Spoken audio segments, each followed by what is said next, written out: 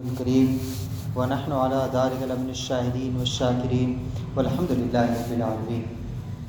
آئیے کچھ عرض و معروض سے قبل ہم سب مل کر ہمارے اور آپ کے اور ساری کائنات کے مرکز عقیدت و محبت، ہم غریبوں کے غم گسار، بے سہاروں کے سہارا، دونوں عالم کے تاجدار، اللہ کے محبوب، دانائے غیوب، رحمت للعالمین، شافع المذنبین، حضور احمد مجتبیٰ محمد مصطفیٰ صلی اللہ تعالیٰ علیہ وسلم کے دربار گہربار میں بلند آواز سے درود و سلام کا نذرانہ پیش کرے بڑی اللہم صلی اللہ سیدنا مولانا محمد وعلی آل محمد کما تحب و ترضی بہ صلی اللہ صلاۃ و سلام علیک یا رسول اللہ صلی اللہ علیہ وسلم۔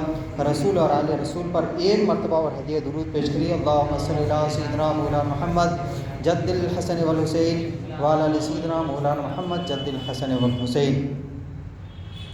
خلاق دو عالم کا ایسا شاہکار امام صادق ہے، سرکار رسالت کا زندہ کردار امام صادق ہے۔ قدرت نے عطا کی ہے ان کو پرواز نظر کی وہ طاقت، مذہب کی ہر خدمت کے لیے تیار ہے امام صادق۔ اس وقت رجب المرجب شریف کا مہینہ اللہ کی رحمت اور برکتوں کے ساتھ ہمارے سر پر سایہ فگن ہے۔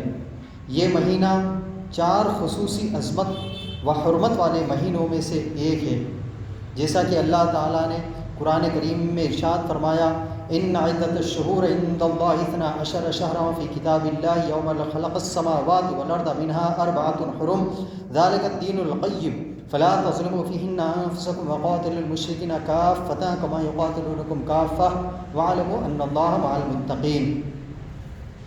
اور صحیح بخاری شریف کے حدیث میں اللہ کے رسول صلی اللہ علیہ وسلم نے فرمایا سال کے 12 مہینے ہیں جن میں سے 4 حرمت والے ہیں، 3 لگاتار ہیں ذی قعدہ، ذی الحج اور محرم، اور 1 رجب ہے جو جمادی الاخری اور شعبان کے بیچ میں ہے۔ یوں تو ہماری شریعت پورے سال ہمیں گناہوں سے دور رہنے کا حکم دیتی ہے، مگر یہ 4 مہینے اتنے حرمت والے ہیں کہ آیت کریمہ میں خصوصی طور پر ان مہینوں میں گناہوں سے بچنے کا حکم دیا گیا۔ جب رجب کا مہینہ آتا تو حضور رحمت عالم صلی اللہ تعالیٰ علیہ وسلم اس طرح دعا فرمایا کرتے اللہم بارک لنا فی رجب و شعبان و بلغنا رمضان، اے اللہ ہمارے لیے رجب اور شعبان میں برکت عطا فرما اور ہمیں رمضان نصیب فرما۔ یہ مہینہ ہم عاشقان صحابہ و اہل بیت و اولیاء کاملین کے لیے اس طور پر بھی عظمت و بزرگی والا ہے کہ اس مہینے کے ساتھ بہت سارے بزرگان دین کی یادیں وابستہ ہیں۔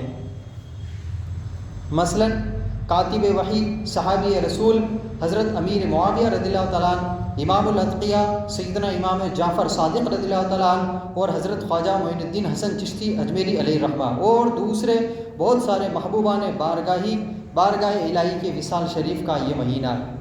ہمارے اسلاف کا یہ طریقہ کار رہا ہے کہ وہ اپنے بزرگوں کی بارگاہوں میں نظر و نیاز کرتے اور ان کے تذکرے کی محفلیں سجا کر ان بارگاہوں سے فیوز و برکات حاصل کرتے ہیں۔ قرآن مقدس میں بھی ہمیں صالحین کو یاد کرنے کا مزاج ملتا ہے، جیسا کہ اللہ رب العزت نے کئی مقامات پر ارشاد فرمایا، جیسا کہ سورہ مریم میں فرمایا وَاذْكُرْ فِي الْكِتَابِ مریم، اور کتاب میں مریم کو یاد کرو، وَاذْكُرْ فِي الْكِتَابِ موسیٰ إِنَّهُ كَانَ مُخْلِصًا وَكَانَ رَسُولًا نَبِيًّا، اور کتاب میں موسیٰ علیہ السلام کو یاد کرو، بے شک وہ چنا اور غیب کی خبریں بتانے والا رسول تھا۔ اسی طرح حضرت ابراہیم علیہ السلام، حضرت اسماعیل علیہ السلام، حضرت ادریس علیہ السلام کو یاد کرنے کا بیان قرآن میں موجود ہے۔ معلوم ہوا کہ صالحین کا ذکر کرنا، ان کی یاد منانا اللہ رب العزت جل جلالہ کی رضا و خوشنودی کا ذریعہ ہے۔ یہ مزاج ہمیں اور کوئی نہیں بلکہ خود کلام اللہ نے دیا ہے۔ برادران اسلام، بزرگوں کا ذکر، ان کی یاد منانے کا ایک سبب یہ بھی ہے کہ ان کے حالات زندگی سن کر اور پڑھ کر ان کی جیسی زندگی گزارنے کا جذبہ بیدار ہو۔ اللہ رب العزت سے ان کی محبت اور اطاعت کا حال سن کر ہمارے دلوں میں بھی ان کے جیسی محبت اور اطاعت کا جذبہ انگڑائی لے۔ ان کا عشق مصطفیٰ صلی اللہ علیہ وسلم معلوم کر کے سنت مصطفیٰ پر ان کا عمل دیکھ کر، اللہ کی عبادتوں پر ان کی استقامت دیکھ کر، ان کا تقوی، ان کی خشیت، ان کی پرہیزگاری کے حالات سن کر ہمارے اندر بھی عمل کا جذبہ بیدار ہو۔ یہ حکم قرآن کریم بھی ہے کہ انعام یافتہ لوگوں کا طریقہ کار پر بند رہو، فلاح و کامیابی سکسیس ملے گی۔ جیسا کہ سورہ فاتحہ میں اللہ تعالیٰ بندوں کو دعا سکھاتے ہوئے ارشاد فرما رہا ہے، اہدنا الصراط المستقیم صراط الذین انعمت علیہم، اے اللہ ہمیں سیدھے راستے پر چلا، ان لوگوں کا راستہ جن پر تو نے اپنا انعام نازل فرمایا ہے۔ انعام یافتہ حضرات کو ہم کیسے پہچانیں گے؟ تو قرآن کریم میں آگے اللہ تعالیٰ نے ارشاد فرمایا، وَمَن يُطِعِ اللَّهَ وَالرَّسُولَ فَأُولَٰئِكَ مَعَ الَّذِينَ أَنْعَمَ اللَّهُ عَلَيْهِم مِّنَ النَّبِيِّينَ وَالصِّدِّيقِينَ وَالشُّهَدَاءِ وَالصَّالِحِينَ وَحَسُنَ أُولَٰئِكَ رَفِيقًا، اور جو اللہ اور اس کے رسول کی اطاعت کرے تو وہ ان لوگوں کے ساتھ ہوں گے جن پر اللہ تعالیٰ نے انعام فرمایا، جو انبیاء، صدیقین، شہداء اور صالحین ہیں، اور یہ کیا ہی عمدہ ساتھی ہیں، بہترین دوست ہیں۔ معلوم ہوا کہ انعام پانے والی جماعت میں صالحین بھی ہے جن کا ہم آج ذکر کرنے جا رہے ہیں، اس نیت کے ساتھ کہ اللہ ہمیں ان صالحین کے مثل اپنی اور اپنے حبیب صلی اللہ علیہ وسلم کی اطاعت کی توفیق عطا فرما کر ان کے نقش قدم پر گامزن فرمائے، نیز میدان محشر اور جنت میں ان مقبولان بارگاہ الہی کی رفاقت سے، ان کے قرب سے ہمیں مالا مال فرمائے۔ امام معرفت یوسف جمال صادق المقال حضرت امام جعفر صادق رضی اللہ تعالیٰ عنہ، آپ رضی اللہ تعالیٰ عنہ ائمہ اہل بیت میں سے ہے۔ آپ کی نور حقیقت و تصرف سے سارا جہان روشن ہوا۔ آپ کا مبارک نام جعفر، کنیت ابو عبداللہ و ابو اسماعیل، اور القاب صادق، صابر، فاضل اور طاہر ہے۔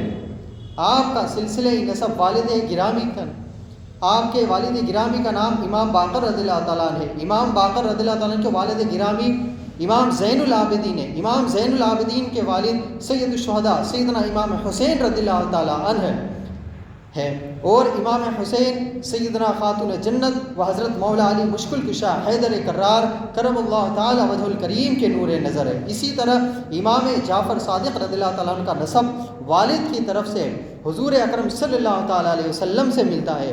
آپ کی والدہ ماجدہ کا نام ام فروہ رضی اللہ تعالیٰ عنہ ہے، جو حضرت قاسم بن محمد بن ابی بکر صدیق رضی اللہ تعالیٰ عنہ کے صاحبزادی ہے۔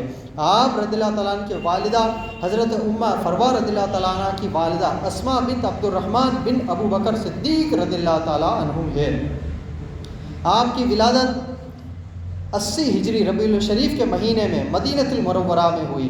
آپ اپنے جد امجد امام زین العابدین رضی اللہ تعالیٰ عنہ کے وصال کے وقت 15 یا 12 برس کے تھے۔ والد ماجد امام باقر رضی اللہ تعالیٰ عنہ کے وصال کے وقت آپ کی عمر شریف 34 یا 31 سال تھی۔ حضرت سیدنا امام جعفر صادق رضی اللہ تعالیٰ عنہ بلند پائے عالم حدیث اور فقہ تھے، بہت بڑے فقیہ تھے۔ امام اعظم ابو حنیفہ رحمۃ اللہ علیہ فرماتے ہیں، میں نے اہل بیت میں امام جعفر بن محمد سے بڑھ کر کسی کو فقیہ نہیں پایا۔ حضرت امام جعفر صادق رضی اللہ عنہ فرماتے ہیں کہ میرے دنیا سے رحلت کرنے سے پہلے مجھ سے دریافت کر لو، کیونکہ میرے بعد کوئی شخص میری طرح تمہیں نہیں بتا سکتا۔ سلوک کے راستے پہ چل کر تم نے دکھلایا اور تم نے لٹائے علم و ہنر کے گوہر امام جعفر۔ اندازہ کرے کہ حضرت امام جعفر صادق رضی اللہ تعالیٰ عنہ کا علمی مقام کس قدر بلند تھا کہ امام اعظم ابو حنیفہ رضی اللہ تعالیٰ عنہ فرماتے ہیں، لولا السنتان لہلک النعمان، اگر امام جعفر رضی اللہ تعالیٰ عنہ کے 2 سال کی صحبت مجھے میسر نہ آتی تو امام ابو اعظم ابو حنیفہ رحمۃ اللہ فرماتے ہیں کہ میں ہلاک ہو جاتا۔ اسی طرح کا قول بایزید بستامی علیہ الرحمہ کے بھی لیے منقول ہے، اور کیوں نہ ہو کہ آپ رضی اللہ تعالیٰ عنہ سینہ بسینہ علوم نبوت کے فیض یافتہ ہے۔ وہ شاہ بستام در پہ آئے، امام اعظم بھی فیض پائے، ہے ایسا با فیض آپ کا در امام جعفر۔ حضرت بایزید بستامی علیہ الرحمہ ایک مدت تک حضرت امام جعفر صادق رضی اللہ تعالیٰ عنہ کی خدمت میں رہی۔ آپ علیہ الرحمہ کو حضرت امام جعفر صادق رضی اللہ تعالیٰ عنہ سے اکتساب فیض میں اس قدر محویت تھی کہ کبھی ایک لمحے کے لیے بھی دوسری طرف آپ نے توجہ نہیں کی۔ ایک دن امام جعفر صادق رضی اللہ تعالیٰ عنہ نے فرمایا، بایزید ذرا طاق سے کتاب اٹھا لاؤ۔ آپ علیہ الرحمہ نے عرض کی، حضور طاق کہاں ہے؟ فرمایا، امام جعفر نے فرمایا تمہیں یہاں رہتے ہوئے اتنا عرصہ گزر گیا ابھی تک طاق کا بھی نہیں معلوم۔ آپ نے عرض کی حضور مجھے تو آپ کی زیارت اور صحبت بابرکت سے ہی فرصت نہیں، طاق کا خیال کیسے رکھوں؟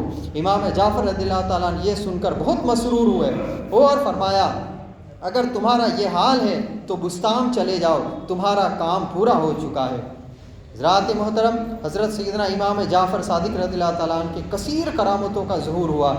شواہد النبوہ میں لکھا ہے، علامہ ابن جوزی اپنی کتاب میں لیث بن سعد سے روایت کرتے ہوئے فرماتے ہیں کہ موسم حج میں ایک دفعہ میں مکہ مکرمہ میں حاضر تھا، عصر کی نماز پڑھ کر میں قواہ ابو قیس میں چڑھ گیا۔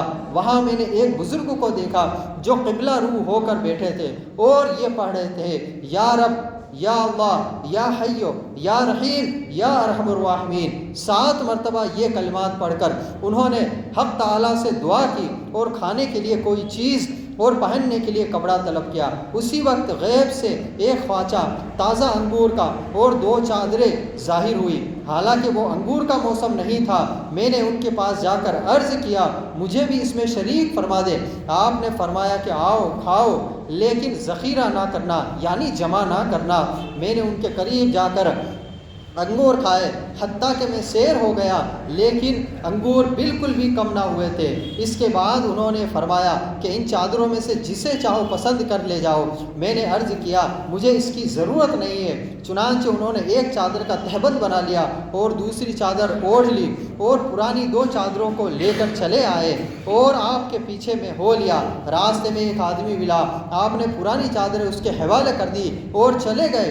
میں نے اس آدمی سے دریافت کیا کہ یہ بزرگ کون ہے؟ اس نے جواب دیا کہ یہ امام جعفر صادق ابن امام محمد باقر ہے۔ اس کے بعد میں نے جس قدر ان کو تلاش کیا نہ پایا۔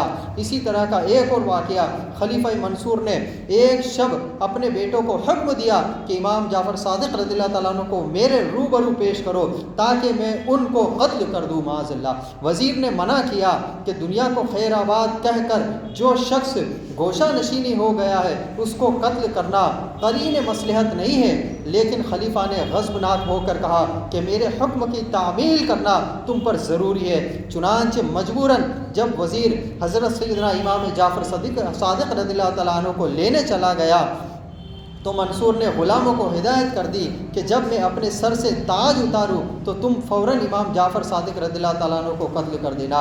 لیکن جب آپ رضی اللہ تعالیٰ عنہ تشریف لائے تو آپ کی عظمت و جلال نے خلیفہ کو اس قدر متاثر کیا کہ وہ بے قرار ہو کر آپ رضی اللہ تعالیٰ عنہ کے استقبال کے لیے کھڑا ہو گیا اور نہ صرف آپ کو صدر مقام پر بٹھایا بلکہ خود بھی مؤدبانہ آپ کے سامنے بیٹھ کر آپ کی حاجات اور ضروریات کے متعلق دریافت کرنے لگا۔ آپ رضی اللہ تعالیٰ نے فرمایا کہ میری سب سے اہم حاجت و ضرورت یہ ہے کہ آئندہ پھر کبھی مجھے دربار میں طلب نہ کیا جائے تاکہ میری عبادات اور ریاضات میں خلل واقع نہ ہو۔ چنانچہ منصور نے وعدہ کر کے عزت و احترام کے ساتھ آپ کو رخصت کیا، لیکن آپ رضی اللہ تعالیٰ عنہ کے دبدبے کا اس پر ایسا اثر ہوا، ایسا لرزہ برندام ہو کر مکمل 3 شب و روز بے ہوش رہا۔ بہرحال خلیفہ کی یہ حالت دیکھ کر وزیر اور غلام حیران ہو گئے۔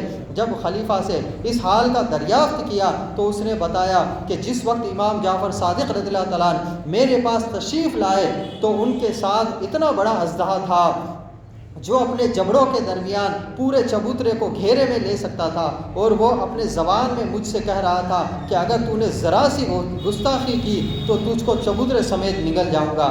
چنانچہ اس کی دہشت مجھ پر طاری ہو گئی اور میں نے آپ سے معافی طلب کر لی۔ خدا جانے ایسا جلال بخشا، خلیفہ وقت بھی ادب سے کرے وظیفہ یہ سر جھکا کر امام جعفر۔ برادران اسلام، معلوم ہوا کہ اللہ والوں کی حفاظت خود اللہ فرماتا ہے، اس پر کسی کا زور نہیں چلتا۔ اس لیے ہمیں چاہیے کہ ہم اہل اللہ سے اکتساب فیض کرے اور ان سے علم سیکھے، لیکن کبھی ان کو تکلیف دینے کی نہ سوچے۔ اللہ والوں کو اذیت پہنچانا گویا اپنی ہلاکت کو دعوت دینا ہے۔ آپ کے اخلاق کریمانہ اور سخاوت کا ایک اور واقعہ ہے کہ کسی شخص کی دینار کی تھیلی گم ہو گئی تو اس نے الزام لگاتے ہوئے کہا کہ میری تھیلی آپ ہی نے چرائی ہے۔ حضرت سیدنا امام جعفر صادق رضی اللہ تعالیٰ عنہ اگر چاہتے تو اس کو اس کی شکایت کر کے اپنے مریدوں اور اپنے شاگردوں سے، جن کی تعداد لگ بھگ 4000 بتائی جاتی ہے، اگر چاہتے تو اس کو جیل میں بھی ڈلوا سکتے تھے، چاہتے تو اسے گرفتار بھی کروا سکتے تھے کہ تو نے مجھ پر جھوٹا الزام لگایا ہے، لیکن امام جعفر صادق رضی اللہ تعالیٰ عنہ نے اس سے بحث بالکل نہیں کی۔ یہ ہمیں درس دیتا ہے کہ اگر آپ سمجھدار ہیں تو کسی سے بحث نہ کرے، کیونکہ جاہل کو سمجھانا آپ سمجھا نہیں سکتے، اور کوئی بھی دلیل اس کو دیں گے تو وہ قبول نہیں کرے گا۔ چنانچہ امام جعفر صادق رضی اللہ تعالیٰ عنہ نے اس سے پوچھا کہ تمہاری دینار کی تھیلی کتنی تھی؟ اس نے کہا کہ 1000۔ کہا چلو میرے گھر چلو۔ چنانچہ گھر لے جا کر آپ نے اسے وہ دینار دے دیے۔ جب بعد میں اس کی کھوئی ہوئی تھیلی ملی، دوسری جگہ پر مل گئی، تو اس نے واپس آ کر واقعہ بیان کیا اور معافی چاہتے ہوئے وہ رقم آپ کو واپس کرنی چاہیے، لیکن آپ نے فرمایا کہ ہم کسی کو کچھ دے دیتے ہیں تو وہ واپس نہیں لیتے۔ پھر جب لوگوں سے آپ کا اسم گرامی اس کو شخص کو معلوم ہوا تو وہ بے حد ندامت کا اظہار کیا۔ یہ ہوتے ہیں اللہ والوں کے اخلاق اور ان کی فیاضی۔ الزام لگانے والے سے آپ نے بغیر کچھ کہے اس کو اس کی گمی ہوئی رقم اس کو اپنے پاس سے ادا کر دی، اور بعد میں معاف بھی کر دیا اور رقم بھی واپس نہیں لی۔ حضرات محترم، یہی تو وہ اخلاق اور پیار ہے جس سے اسلام پوری دنیا میں آب و تاب کے ساتھ پھیلا۔ افسوس جس قوم کے پیغمبر علیہ السلام نے دنیا میں سب سے بہترین اخلاق پیش کیے، اس نبی صلی اللہ علیہ وسلم کے ماننے والے آج اخلاق کے کورے نظر آتے ہیں۔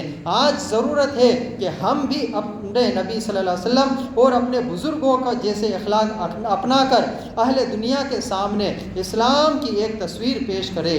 ایک مرتبہ حضرت سیدنا داؤد طائی رضی اللہ تعالیٰ عنہ نے امام جعفر صادق رضی اللہ تعالیٰ عنہ سے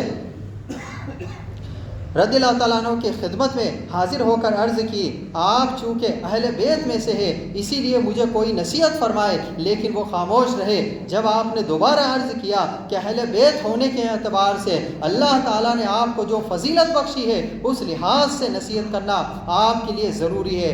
یہ سن کر امام جعفر رضی اللہ تعالیٰ عنہ نے فرمایا، مجھے تو خود یہ خوف لاحق ہے کہ کہیں قیامت کے دن میرے جد اعلیٰ میرا ہاتھ پکڑ کر یہ نہ پوچھ لے کہ تو نے خود میری پیروی کیوں نہیں کی، کیونکہ نجات کا تعلق نسب سے نہیں اعمال صالحہ پر موقوف ہے۔ یہ سن کر حضرت داؤد طائی رضی اللہ تعالیٰ عنہ کو بہت عبرت ہوئی کہ جب اہل بیت کے خوف خدا عز و جل کا یہ عالم ہے تو ہم اور آپ کس گنتی میں آتے ہیں۔ اس عبرت انگیز واقعہ سے ان لوگوں کو عبرت حاصل کرنا چاہیے جو اپنے نسب کی دعائی دیتے ہوئے نہیں تھکتے، نسب پر نازا ہو کر اعمال کو غارت کرتے ہوئے نظر آتے ہیں، نسب پر گھمنڈ کرتے ہوئے دیگر حضرات کو حقیر اور کمتر سمجھتے ہیں۔ لمحے بھر کے لیے اپنا محاسبہ کرتے ہوئے امام الاسفیاء سید الاتقیاء سیدنا امام جعفر صادق رضی اللہ تعالیٰ عنہ کے ان کلمات پر غور کریں کہ وہ کہتے ہیں کہ مجھے تو خود یہ خوف لاحق ہے، مجھے تو خود یہ ڈر ہے کہ کہیں قیامت کے دن میرے جد اعلیٰ میرا ہاتھ پکڑ کر یہ نہ پوچھ لے کہ تو نے خود میری پیروی کیوں نہیں کی، کیونکہ نجات کا تعلق نسب سے نہیں اعمال صالحہ پر موقوف ہے۔ ان کے اس ارشاد پر غور و فکر کرتے ہوئے ہمیں اپنے نظریے پر نظر ثانی اپنے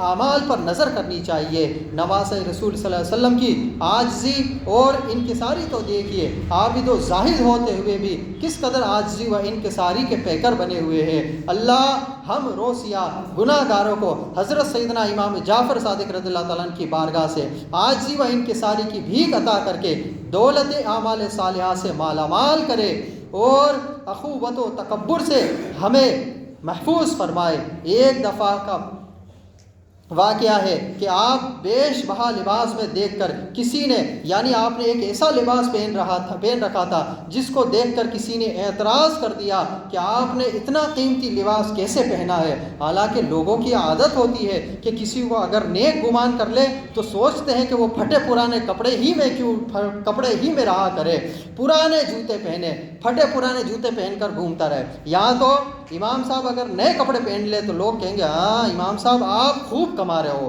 امام کو بھی کہنے سے نہیں چوکتے۔ جبکہ اللہ کے گھر میں جو حاضر ہوئے اسے یہ چاہیے کہ ہم اچھے سے اچھے کپڑے پہن کر اللہ کی بارگاہ میں حاضر ہوئے۔ حضرات لہٰذا اہل بیت کے لیے یہ مناسب نہیں، کسی شخص نے ان پر یہ اعتراض کیا تو آپ نے اس کا ہاتھ پکڑ کر جب اپنی آستین پر پھیرا تو اس کو آپ کا لباس ٹاٹ سے بھی زیادہ کھردرا محسوس ہوا۔ اس وقت آپ نے فرمایا ھذا للخلق وھذا للحق، یعنی مخلوق کی نگاہ میں تو یہ عمدہ لباس ہے لیکن حق کے لیے یہ کھردرا ہے۔ حضرات محترم، اللہ تبارک و تعالی ہمیں اور آپ کو امام جعفر صادق رضی اللہ تعالیٰ عنہ کے نقش قدم پر چلنے کی توفیق رفیق